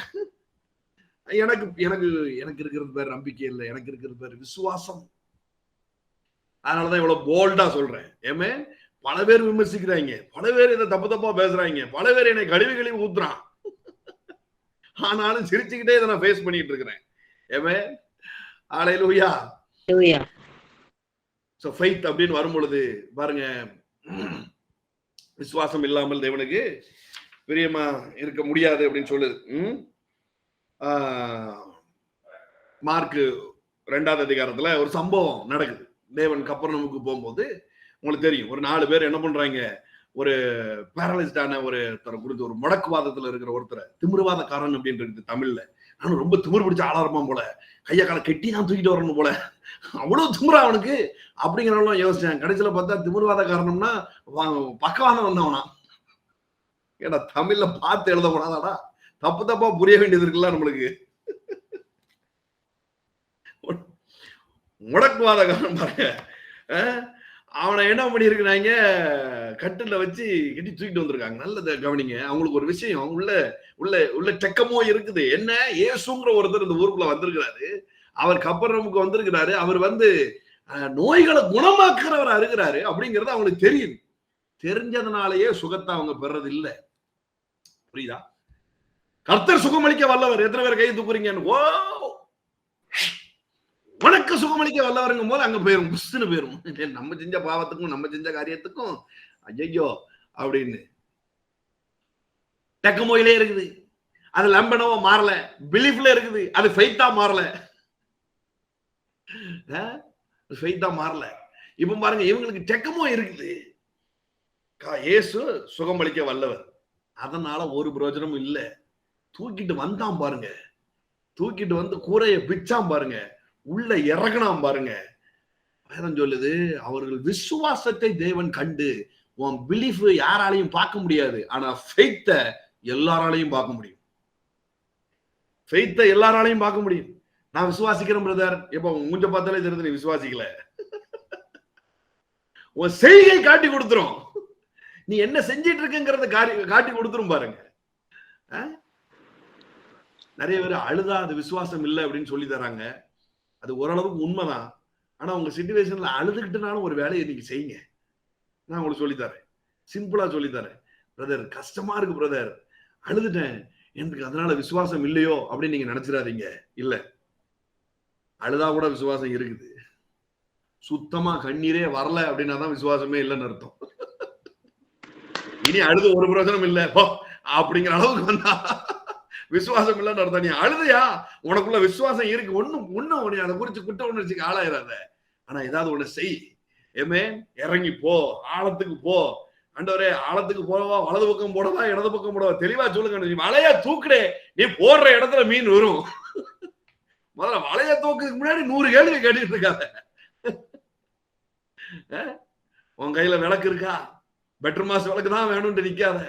உன் கையில விளக்கு இருந்ததுன்னா அந்த விளக்குல இருக்கிற ஒளியை வச்சு அடுத்த ஸ்டெப்ல எடுத்து வச்சுட்டு போ. எனக்கே இப்போ இருக்கிற இந்த வேலை தான் பிரதர் இருக்குது, போதும். அந்த வேலையை ஒழுங்கா பாரு. நாளைய நாளுக்கான டோர் அந்த வேலைக்குள்ள இருந்து ஓபன் ஆகும். ஏமே, அடுத்த வாரம் நெக்ஸ்ட் வீக் தானே, ஆமா, புதன்கிழமை சில இந்த நெக்ஸ்ட் டோர் ஓபனை பத்தி நான் பேச போறேன். மணி லெவல்ல, வெல்த் லெவல்ல நெக்ஸ்ட் டோர் ஓபன் ஆகிறத பத்தி நான் பேச போறேன். தவறாம கலந்து கொள்ளுங்க. அடுத்த கமிங் புதன்கிழமை your door will open. Financially இதுவரைக்கும் துறக்காத கதவுகள் திறக்க போகுது. நான் முதல்ல இருந்து ஆரம்பத்துல இருந்து சொல்லிட்டு இருக்கிறேன்.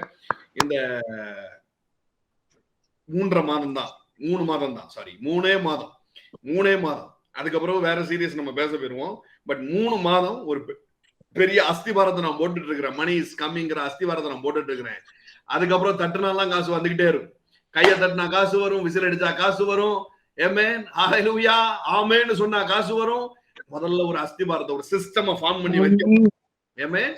அதுதான் ஆண்டவர் சொன்ன தீம். 3 மாதத்துல ஓபேத் ஏதோம் வீட்டுக்குள்ள என்ன நடந்ததோ அது உங்க வாழ்க்கையில நடக்க போகுது. ஹல்லேலூயா ஆமென்.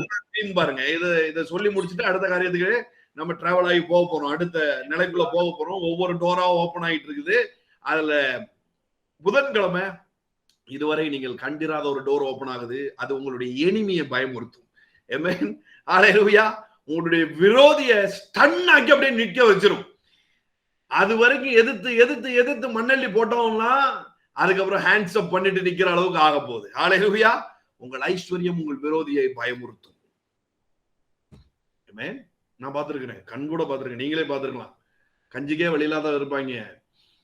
போன வரவங்களாம் மண்டையில தட்டிட்டு போவான். திடீர்னு பார்த்தா அவங்க பணக்காரனா இருப்பாங்க பாருங்களேன். நிறைய பேர் கிட்ட போதுக்கே பயப்படுவான். ஐஸ்வர்யம் உங்களுக்கு கணத்தை கொண்டு வரும், நிச்சயமா கொண்டு வரும். இல்லைன்னா மறுக்கவே முடியாது பாருங்க. அவரெல்லாம் காசு வச்சிருக்காரு, ஒரு பையன் மதிக்க மாட்டான். நீ இப்படியே பேசிக்கிட்டு இருக்கு. அவரெல்லாம் காசு வச்சிருக்காரு, அவரை ஒரு பையன் மதிக்க மாட்டான். நீ அவன் கிட்ட போய் நின்று பாரு, அவன் வீட்டு டோரை தொட்டு பாரு, உனக்கு தெரியும். சரியா? ஐஸ்வர்யம் உங்களுக்கு கனத்தை கொண்டு வரும், மரியாதையை கொண்டு வரும். சீரியஸ்லி அதெல்லாம் தட்டி கழிக்க கூடாது பாருங்க. உள்ளதை உள்ளதென்று சொல்லுங்கள். ஒருத்தனை என்கிட்ட காசு வந்தாதான் ஒருத்தன் என்னைய மதிப்பான் அப்படின்னா அவன் மரியாதை எனக்கு தேவையில்லதான். சரியா? காசு வந்தானா ஒருத்தன் என்னைய மதிப்பான்னா அவன் மரியாதை எனக்கு தேவையில்லதான். ஆனா காசு உண்மைக்கு மரியாதையை கொண்டு வரும். ஆமாங்க, காசு உண்மையில மரியாதை கொண்டு வரும். அதெல்லாம் பழைய நாட்கள்ல நான் பேசியிருக்கிறேன். அது எல்லாம் எடிட் ஆகி வந்துகிட்டு இருக்குது. ஒவ்வொரு வாரமும் வெள்ளிக்கிழமையும் திங்கக்கிழமையும் அது டெலிகாஸ்ட் ஆகி வந்துட்டு இருக்கும். தவறாம அதை இன்னைக்கு கேளுங்க. ஆமென். சோ ஃபெய்த் என்பது பார்க்கக்கூடியதின் அடிப்படையில இருக்குது. ஃபெய்த்னா பார்த்தாலே தெரிஞ்சிடும். நீங்க ஏதாவது ஒரு ஆக்டிவேட் பண்றீங்கன்னா அதுல தெரிஞ்சிரும் பாருங்க. முதல்ல நீங்க என்ன சொல்ல வேண்டியிருக்குது? அதை வாயை திறந்து அறிக்கை செய்வது அவசியமா இருக்கிறது. ஏனெனில் காணப்படுகிறவைகள் அனித்தியமானவைகள், காணப்படாதவைகளோ நித்தியமானவைகள். என்ன சொல்லுங்க? காணப்படாதவைகளோ நித்தியமானவைகள். பாருங்க, இதுல அனித்தியமானவைகள் வந்திருக்கு இல்லையா? டெம்பரல் அப்படின்னு வந்திருக்கு இங்கிலீஷ்ல.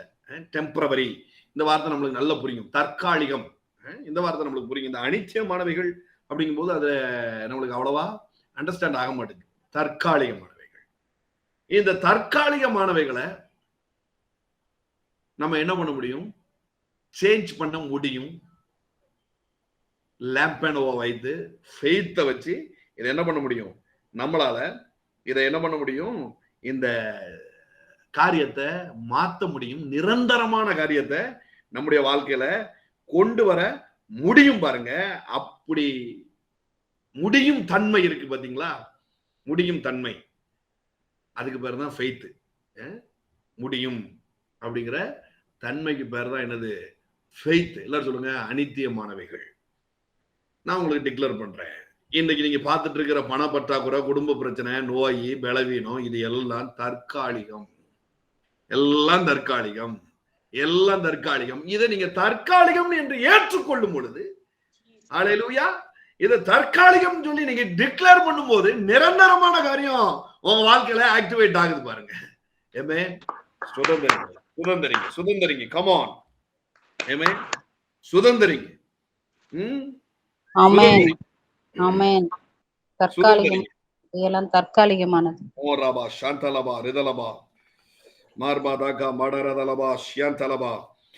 ரோமர் 1:17 இப்படி சொல்லுது, the just shall live by faith. விசுவாசத்தினாலதான் நம்ம வாழ்றோம் அப்படின்னு சொல்லுது பாருங்க. அப்ப விசுவாசங்கிறத எப்படி வாழ்றோம்? கண்ணு முன்னாடி எல்லாம் கொலாப்ஸ் ஆன காரியம் தான் இருக்குது இல்லையா? எல்லா காரியமும் கொலாப்ஸ் ஆகி போய் தான் இருக்குது. அதை பார்த்துட்டு நம்பிக்கையில மட்டும் இல்லாம நீங்க என்ன பண்ண வேண்டியிருக்குது? அதை பார்த்து சொல்ல வேண்டியிருக்குது, பேச வேண்டியிருக்குது.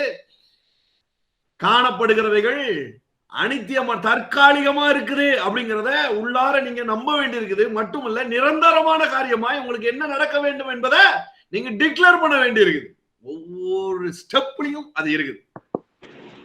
ஒவ்வொரு இதுதான் என்ன பண்றாரு? ஃபெய்த்தை பத்தி பேசும்போது இட்ஸ் a குட் ஃபைட் அப்படிங்கிறாரு. It's a good fight. இந்த மீன் தூத்துக்குடி இந்த ஏரியாலலாம் அந்த மீனவர்கள் இருக்காங்க இல்லையா, அவங்க வந்து இப்படி சொல்லுவாங்க, இன்னைக்கு வந்து பாடு வந்து நல்லா இருந்துச்சு, இன்னைக்கு பாடு நல்லா இல்லை அப்படிம்பாங்க.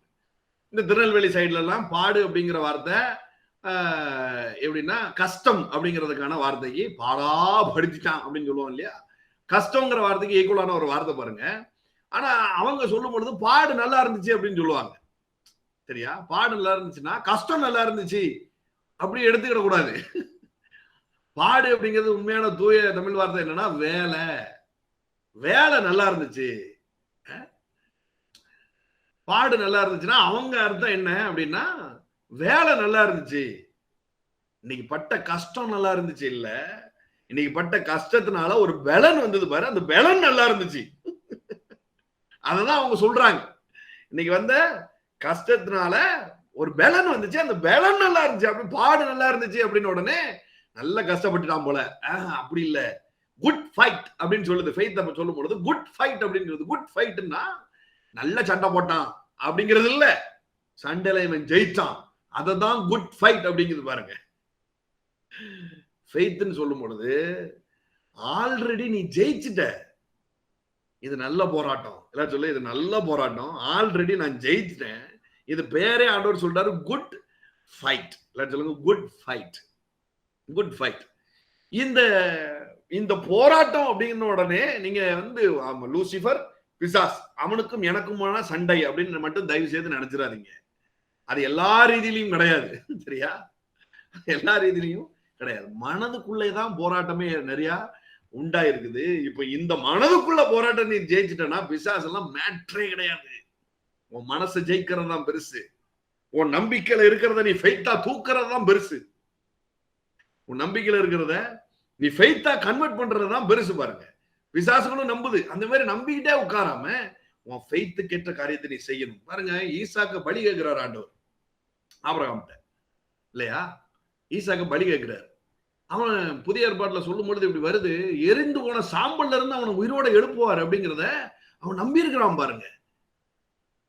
நம்பிட்டு வீட்டுக்குள்ளேயே உட்காந்து விரவ அடிக்கிட்டு இல்ல, நம்பிட்டு என்ன பண்றான்? நடைபயணம் போறான், எழும்பி போறான் பாருங்க. அதுதான் ஃபெய்த். அததான் அவனை விசுவாசத்தின் தந்தையாக வைத்தது. அததான் அவன் வந்து ஃபாதர் ஆஃப் ஆல் ஃபெய்த்துக்கு வச்சது பாருங்க. சும்மா கிடையாது.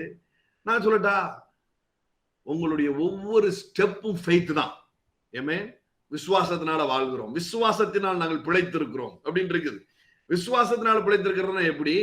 காணப்படுகிறதுனா தற்காலிகம்னு நான் பேசாம என் மனதை மூடிட்டு, என் கண்ணை மூடிட்டு, காணப்படாதவைகளை அந்த இடத்துல டவுன்லோட் பண்ணிட்டு அடுத்த ஸ்டெப் எடுத்து வைக்கிறேன். ஒவ்வொரு முறை அக்கௌண்ட் போய் செக் பண்ணும் பொழுதும் காணப்படுது அனித்தியமானது, தற்காலிகம். என் மைண்ட்ல ஒரு டிஜிட் இருக்குது, அதை நான் டவுன்லோட் பண்றேன் இயேசுவின் நாமத்தினாலன்னு சொல்லிட்டு வரேன். அது டவுன்லோட் ஆகுது. என் வியாபார ஸ்தலத்துக்கு நான் போகும்போது, என் காரியங்களை நான் எட்டி பார்க்கும் பொழுது, என் குடும்பத்துக்குள்ள நான் போகும்பொழுது, தற்காலிகம் எங்க திரும்பினாலும் தற்காலிகம். ஆனா உள்ள இருந்து லேம்பனோ வெளியில வருது, உள்ள இருந்து ஃபெய்த் வெளியில வருது. அதை பார்த்து நான் சொல்றேன். ஹல்லேலூயா. புரிஞ்சுதா? எத்தனை பேருக்கு புரியுது? என்ன சொன்னாங்க? எபேசியர் 6:16. பொல்லாங்கனையும் அக்னியாஸ்திரங்களை எல்லாம் அவித்து போடத்தக்கதா எல்லாவற்றுக்கும் மேலாக விசுவாசம் என்னும் கேடகத்தை பிடித்துக் கொண்டவர்களாயும் நில்லுங்கள். சொல்லுங்க, விசுவாசம் என்னும் கேடகத்தை பிடித்துக் கொண்டவர்களாயும் நில்லுங்கள். தேவன் எழுந்தருவார், அப்புறம் ஏன் நான் பிடிச்சுக்கிட்டு நிக்கணும்? தேவன் எழுந்தருவார் என்று நம்புகிற நீங்கள் உங்களுடைய விசுவாசம் என்னும் கேடகத்தை நீங்க பிடிக்க வேண்டியது இருக்குது. ஹல்லேலூயா. பாருங்க, ஏன் தேவன் நம்மகிட்ட சில கிரியை இல்லாத விசுவாசம் செத்ததா இருக்கிறது அப்படின்னு இருக்குது. ஏன் பிரதர், என் பிரதர் பாடா படுத்துறீங்க, என்னை ஏதாவது செய்ய சொல்லாதீங்க பிரதர். பாருங்க, தேவன் உங்களை முடமா வச்சு, முடமாவே சோறு போட்டு, முடமாவே உங்களை ஐஸ்வர்யவனாக்க தேவன் விரும்பவில்லை. ஹல்லேலூயா. வேற தேவன் பெருமைப்படுத்தணும்னு விரும்புறார். நீ குழந்தையா இருந்தானா பிரச்சனை இல்லப்பா, ஆனா நீ கல்லாப்பேட்டி எதிர்பார்க்கிற சம் ட்ரைனிங் இருக்குது. ஆனா இதுல என்ன பெரிய விஷயம்னா, இதுல மிலிட்டரி ட்ரைனிங் எல்லாம் ஒண்ணும் இல்ல பாருங்க. உங்களுக்கு தலையில தொங்க விட்டு உரிக்கிற வேலை எல்லாம் இல்ல, உங்களை கயிறேற சொல்ற வேலை எல்லாம் இல்ல, உங்களை காலையில 4:30 எந்திரிச்சு தெருவா ஓடு அப்படின்னு சொல்ற வேலை எல்லாம் இல்ல. எது கஷ்டம் அப்படின்னா வாயை திறக்கிறது தான் கஷ்டம். அதனாலதான் அந்த கஷ்டமான வேலையை உங்களுக்கு தராரு. அந்த கஷ்டமான வேலையை உங்களுக்கு தராரு. ஒவ்வொரு சூழலையும் எந்திரிச்சு மணி இஸ் கம்மிங்னு சொல்றதுதான் கஷ்டம். காலையில் 4:30 எந்திரிக்க சொன்னா அலாரம் வச்சு எந்திரிச்சு ஒரு நாள் ஓடணும்னா ஓடிடுவேன். ஆனா வாயை திறக்க சொல்லுவோம் சூழல்கள்ல கஷ்டம். பாருங்க, ஏன் பிரதர் இப்படி என்னை கஷ்டப்படுத்தணும் அப்படின்னு சொன்னா வேற வழி இல்ல ராஜா, நீ எதிர்பார்க்கறது பெருசு. அப்போ நீ என்ன பண்ண வேண்டியிருக்கு, அதற்கான பயிற்சியை நீ எடுக்க வேண்டியிருக்குது. நாளைக்கு எதையாவது ஒண்ணு நீ இழந்தன்னா மறுபடியும் டவுன் ஆகி போய் உட்கார்ந்துருவ. இல்ல, உனக்கு அந்த ஃபார்முலா தெரிஞ்சிட்டுனா நீ என்ன பண்ண முடியும், திரும்ப எடுத்து சுதந்திரிக்க முடியும். இழந்து போனதை குறிச்சு நீ கவலைப்பட்டுட்டு உட்கார மாட்ட, புதுசா என்ன பண்ணுவ, இறங்கி அடிப்ப. ஹல்லேலூயா. ஃபெய்த்தை பத்தி இன்னும் நிறைய வார்த்தைகள் இருக்குது. நான் வர வாரத்துல இந்த டோர் ஓபன் பத்தி பேசும் பொழுது இடையில இந்த ஃபெய்த்தை உங்களுக்குள்ள பேசி நான் ஆக்டிவேட் பண்ணி விடுறேன். சரியா? ஒண்ணும் ஒரி பண்ணாதீங்க, நிச்சயமாய் அக்கறைப்படுவோம். ஆமென். ஹல்லேலூயா. ஒரு கரை ஆண்டவர் காட்டிட்டார், ஒரு கரை ஆண்டவர் காட்டிட்டார். இப்ப என்ன வேலை? இப்ப நான் கரையை கிரியேட் பண்றது என்னுடைய வேலை இல்ல, கரை போய் சேர்றதுதான் என் வேலை. Very simple. படகு ஏறியாச்சு, பாதி வலிக்கும் வந்தாச்சு. அலை அடிக்கலாம், புயல் அடிக்கலாம், அசராத இறையாதே அமிதலாயிருன்னு சொல்லி அக்கறைக்கு போவோம். அக்கறை என்ன? நான் ஐஸ்வர்ய சம்பன்னரின் பிள்ளை, நல்ல வீடுகளை கட்டி குடியிருக்க போறேன், நான் ஐஸ்வர்யவானா இருக்க போறேன், ராஜ்யத்திற்கு என்று சேர்த்து வைக்க போறேன், கொடுக்க போறேன், என் தலைமுறைகளுக்கு என்று சேர்த்து வைக்க போறேன். நல்லவன் தன் பிள்ளைகளின் பிள்ளைகளுக்கும் ஆஸ்தியை சேர்த்து வைக்கிறான் என்று எழுதியிருக்கிறது. சேர்த்து குவித்து வைக்கக்கூடிய தொல்லையை ஒருத்தரிடம் கொடுத்திருக்கிறார் என்று வேதம் சொல்லி இருக்கிறது. வெல்த் டிரான்ஸ்பர் ஆகும் அப்படிங்கிறது தேவன் சொல்லி இருக்கிறார். அதுதான் அக்கறையா இருக்கிறது. நான் சீக்கிரத்துல அக்கறை சேருவேன். என் பாதைகளில் நெய்யாய் பொழியும் நீதிமானுடைய பாதை ராஜ பாதை என்று சொல்லி இருக்கிறது. அதை நான் அனுபவிப்பேன். எனக்கு முன்பதாய் தேவன் சென்று கோணலானவைகளை நேராக்கி கரடானவைகளை சமமாக்கி என் பாதை எங்கும் ஐஸ்வர்யத்தின் மழை பொழியும்படி செய்வார். அந்த ஐஸ்வர்யத்துல நானும் நல்லா இருப்பேன், 10 பேரையும் நல்லா இருக்க வைப்பேன். ஏமே டிக்ளேர் பண்ணணும் பாருங்க. இதெல்லாம் உள்ளத்துல இருந்து வந்து பபுள் ஆகுதா, பபுள் ஆகுதா? யோசிச்சுலாம் சொல்ல முடியாது, சப்கான்சியஸ்ல இருக்குது. ஏமே தட்டுனா வந்துட்டே இருக்கும், தட்டுனா வந்துட்டே இருக்கும், தட்டுனா வந்துட்டே இருக்கும். நீங்க வேணா பார்த்துட்டே இருங்க, நடக்கும். ஏமே ஹல்லேலூயா. இதோட இணைக்கப்பட்டிருக்கிற ஒவ்வொருத்தருக்கும் இது நடக்கும். இந்த ஊழியத்தை கனப்படுத்துற ஒவ்வொருத்தருக்கும் நடக்கும் பாருங்க. இந்த வார்த்தையை கனப்படுத்துற ஒவ்வொருத்தருக்கும் நடக்கும். இந்த வார்த்தையின் மீது வாஞ்சியா இருக்கிற ஒவ்வொருத்தருக்கும் அது நடக்கும். நடக்காம இருக்காது. நீங்க செய்ய வேண்டியதெல்லாம் இதை சொல்ல வேண்டியது, உங்களுடைய டே டு டே ரொட்டீனை ரொம்ப கவனமா நீங்க செய்ய வேண்டியது. உங்களுக்கு இன்ட்ரெஸ்டான காரியத்தை இறங்கி செய்ய வேண்டியது. எனக்கு இதுதான் பிரதர் கிடைச்சிருக்கு, கிடைச்சதை நல்லா செய்யுங்க. உன் கைக்கு நேரிடுகிறதை முழு இருதயத்தோடையும் உன் முழு பலத்தோடையும் அதை செய். உனக்கு இன்ட்ரெஸ்டா இருக்கிறத ரொம்ப இன்ட்ரெஸ்டா நீ செஞ்சிருவே. அதை சொல்ல வேண்டிய அவசியம் இல்லை. காசே வரலன்னா நீ செஞ்சிருவேன். ஆனா நீ அப்படி செய்யாத. மணி இஸ் கம்மிங்னு சொல்லிட்டே செய். வரும். ஏமே வரும் பிரதர். நான் எடுத்திருக்கிற காரியங்கள், நான் பண்ற காரியங்கள் எனக்கு ரசனையா இருக்கு. ஆனா யாருக்குமே ரசனை இல்லையே. கவலைப்படாத. பாகாலை சேவிக்காத 7000 ஜனத்தை, உனக்கு 7000 கஸ்டமரை உன் ஊர்லயே தேவன் உனக்கு வைத்திருப்பார். உன் ஸ்ரீலங்கால தேவன் உனக்கு வைத்திருப்பார். உன் மலேசியால உனக்கு தேவன் வைத்திருப்பார். உன் அமெரிக்கால உனக்கு வைத்திருப்பார். உன் தமிழ்நாட்டுல உனக்கு வைத்திருப்பார். உன் பெங்களூர்ல உனக்கு வைத்திருப்பார். ஏமே உன் குஜராத்ல உனக்கு வைத்திருப்பார். உன் மதுரையில உனக்கு வைத்திருப்பார். உன் கன்னியாகுமரியில உனக்கு வைத்திருப்பார். உன் நார்வேல உனக்கு வைத்திருப்பார். உன் திருநெல்வேலியில உனக்கு வைத்திருப்பார். ஹalleluya, receive it, receive it. அந்தந்த ஊர்ல இருக்கிறவங்க ரிசீவ் பண்ணுங்க. ஆமென், ஆமென், ஹalleluya. அந்த டென்மார்க்ல தேவன் உனக்கு வைத்திருப்பார். ஹalleluya. அந்த சிங்கப்பூர்ல தேவன் உனக்கென்று வைத்திருப்பார். ஆராபாஷ். அந்த போர்ச்சுகல்ல தேவன் உனக்கென்று வைத்திருப்பார். ஆராதாக்கா. அந்த கனடால தேவன் உனக்கென்று வைத்திருப்பார். என் ப்ராடக்ட வாங்குறதுக்கு ஆள் இல்லையே, நான் கைய பிரயாசப்பட்டு செஞ்ச காரியத்தை பார்க்கறதுக்கு ஆள் இல்லையே, நீ வருத்தப்படாத.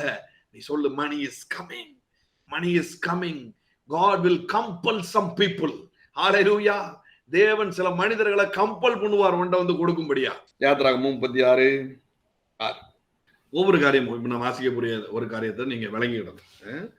என்னன்னு சொன்னா, உங்க கையில காசு இருக்கிறதையோ உங்க கையில தங்க இருக்கிறதையோ பார்த்துட்டு தேவன் கையில காசு கொடுத்தா இவன் சீரழிஞ்சிருவான் அப்படின்னு சொல்லி கொடுக்கறதுல நான் அநேக தேவ ஊழியர்களை பார்த்திருக்கிறேன். சரியா? அநேக தேவ ஊழியர்கள்லாம் பார்த்திருக்கிறேன். ப்ராஸ்பரிட்டியை பேசுறவனுங்களே நான் பார்த்திருக்கிறேன். கையில காசு வந்ததுக்கு அப்புறம் சேட்டை வேற மாதிரிலாம் இருக்கும். அதெல்லாம் நான் பார்த்திருக்கிறேன் பாருங்க. அப்படிங்கிறதுனால தேவன் வந்து கொடுக்கறத நிப்பாட்டுறதும் கிடையாது. ஏன்னா கொடுக்கிறது அவருடைய குணம். கொடுக்கிறது இல்ல சொல்லுங்க, கொடுக்கிறது அவருடைய குணம். கொடுக்கிறது அவருடைய குணம். அதை மாற்றவே மாட்டார் பாருங்க, மாற்றவே மாட்டார். அவருக்கு தெரியும்.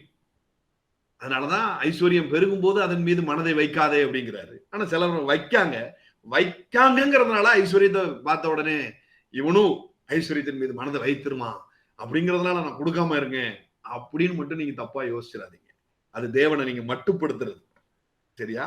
இப்ப ஏன் பணம் வரல, இப்ப ஏன் பணம் இல்ல அப்படிங்கிறதுக்கு நம்ம பேசுற டெக்னாலஜில ஏதோ பிரச்சனை இருக்கிறத தவிர தேவனிடத்துல ஒரு பிரச்சனை இல்லை.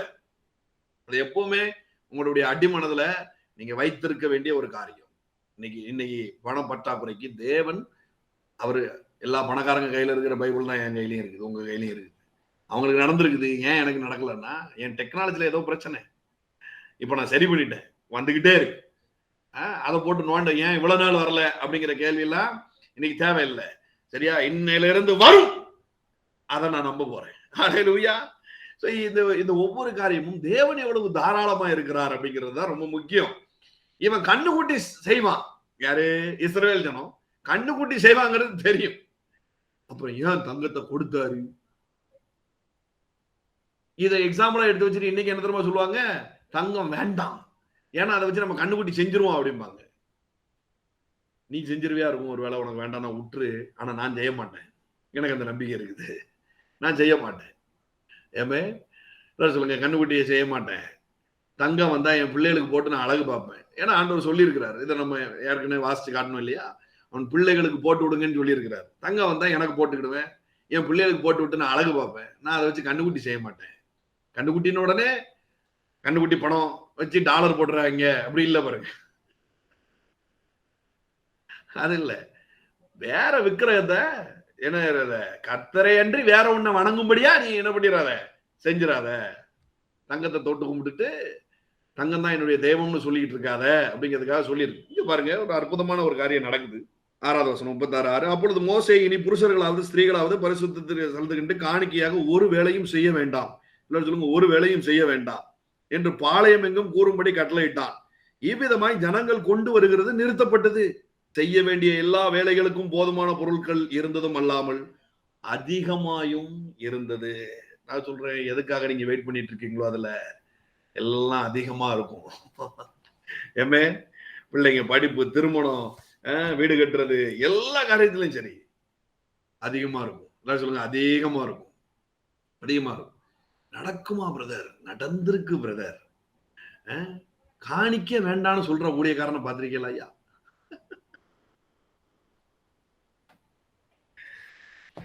கூடிய விரைவில் நீங்க பார்க்க போறீங்க அப்படின்னு நான் சொல்ல போறது இல்லை. ஏன்னா அப்படி ஒரு ஊழியக்காரன் இருக்க மாட்டான். சரியா? மோசேக்கு ஒரே ப்ராஜெக்ட். மோசேக்கு ஒரே ப்ராஜெக்ட்.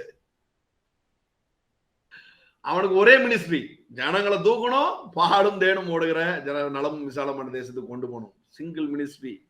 விசாரிக்கணும் ஜனங்களை, அவ்வளவுதான். ஆனா இப்ப நம்மளுக்கு அப்படி இல்லை. ஏகப்பட்ட மினிஸ்ட்ரி இருக்குது. சில்ட்ரன் மினிஸ்ட்ரி இருக்குது, விமென் மினிஸ்ட்ரி இருக்குது, மேரிட்டல் மினிஸ்ட்ரி இருக்குது, ப்ரொஃபட்டிக் மினிஸ்ட்ரி இருக்குது, நிறைய ப்ராஜெக்ட் இருக்குது. ஜனமும் கூட கோடிக்கணக்கான ஜனங்கள் இருக்கிறாங்க. அப்போ நிப்பாட்டு சொல்ல முடியாது. வேணா இப்படி சொல்லலாம், இந்த ப்ராஜெக்டுக்கு போதும், வேற ப்ராஜெக்ட் தாங்க அப்படின்னு வேணா கேட்கலாம். சரியா? ஆனா நான் உங்களுக்கு சொல்றேன் தீர்க்க தரிசனமா, ஏமே உங்க ப்ராஜெக்ட்ஸுக்கு போதும் போதுங்கிற அளவுக்கு பணம் வரப்போகுது. ஹல்லேலூயா. ஐயோ வேற மாதிரிலாம் ரிசீவ் பண்ணணும், போதும் பிரதர், கொடுத்தது போதும் பிரதர் அப்படின்னு சொல்ற அளவுக்கு உள்ள வரப்போகுது. I decree in the name of Jesus. Amen. ஒவ்வொருத்தரையும் நான் bless பண்றேன். விதைக்கலாம், விதைக்கிற ஒவ்வொருத்தரையும் நான் ஆசீர்வதிக்கிறேன். ஆதி, I bless you in the name of Jesus. தெய்வீக ஞானத்தினால், கையாளக்கூடிய திறனினாலும், ஆவியினாலும், புதிய ஆவியினால நீ நிரப்புகிறீர் டாடி. தகப்பனே, இதுல நீங்க இணைச்சிருக்கிறீங்க, இந்த மீட்டிங்ல நீங்க ஈடுபடுத்தி இருக்கிறீங்க அப்படின்னு சொன்னா ஒரு உன்னத நோக்கம் ஒவ்வொருத்தரும் பேர்லயும் இருக்குது. Thank you Lord. கர்த்தாவே, இந்த வார்த்தையை காணப்படுத்தின ஒவ்வொருத்தரையும் நான் ஆசீர்வதிக்கிறேன். விதைத்திருக்கிற விதைகள் 100 மடங்கு பலனை தரட்டும். 100 மடங்கு பலனை தரட்டும். நல்ல வீடுகளை கட்டி குடியிருக்கட்டும். நல்ல வீடுகளை கட்டி குடியிருக்கட்டும். ஏதோ வீட்டுக்குள்ள நடந்த காரியங்கள் மீண்டுமாய் கர்த்தாவே இந்த நிதர்சன காலத்துல காப்பியாக்கப்படட்டும். காப்பியாக்கப்படட்டும். அகைன் ஒன் ஜெராக்ஸ் எடுக்கப்படட்டும் டாடி.